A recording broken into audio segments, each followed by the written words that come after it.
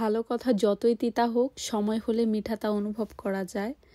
আর কিছু মানুষ যতই আপন হোক সময় হলে কিন্তু তাদের রূপটা চেনা যায়। হ্যালো এভরিওয়ান, আসসালামু আলাইকুম। আশা করছি সবাই অনেক অনেক ভালো আছেন। আল্লাহর অশেষ রহমতে আমিও অনেক ভালো আছি। বেশ অনেক দিন হলো যে আমি বড় ভিডিও দিচ্ছি না, আর সেটার কারণ হচ্ছে একটু আলসামির কারণে আমি বড় ভিডিও দিচ্ছি না, এডিট করার ব্যাপার স্যাপার আছে। তো যাই হোক, আমি একটু হাঁটতে বের হয়েছিলাম। এভরিডে মানে সময় করে বের হওয়ার চেষ্টা করি, কারণ একটু হাঁটাহাঁটি করার দরকার। আর যেহেতু আমি একটু ডায়েটে আছি এর জন্য আরও বেশি দরকার। তো যাই হোক, আমরা একটু পার্কে গিয়েছিলাম, সন্ধ্যার সময় পার্কে গিয়েছিলাম, বাট দেরি হয়ে যায় সব সময়ের মতো।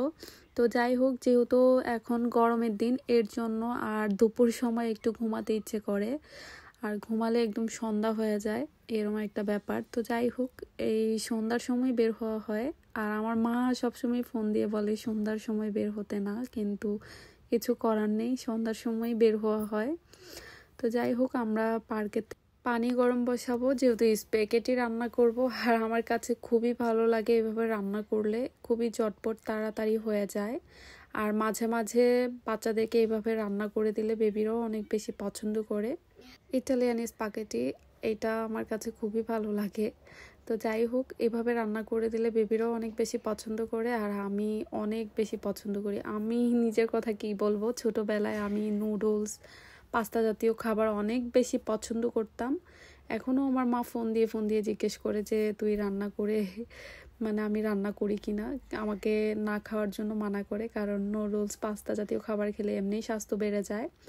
তো যাই হোক, অলিভ অয়েল, তেল, টমেটো আর পরিমাণ মতো লবণ। আমি এখানে কিন্তু কোনো রকমের মশলা ব্যবহার করছি না। এভাবে রান্না করে দিলে বাচ্চারা অনেক বেশি পছন্দ করে। আর খুবই সিম্পল একটা রেসিপি, এভাবে ট্রাই করে দেখতে পারেন, আর খুবই মজা হয়।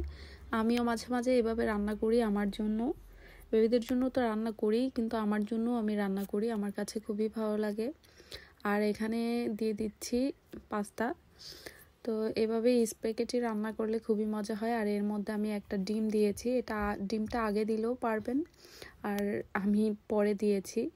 আর ডিম দিলে আমার কাছে ভালো লাগে, নুডলস হোক আর পাস্তা হোক, ডিম আমার কাছে খুবই ভালো লাগে পাস্তার মধ্যে।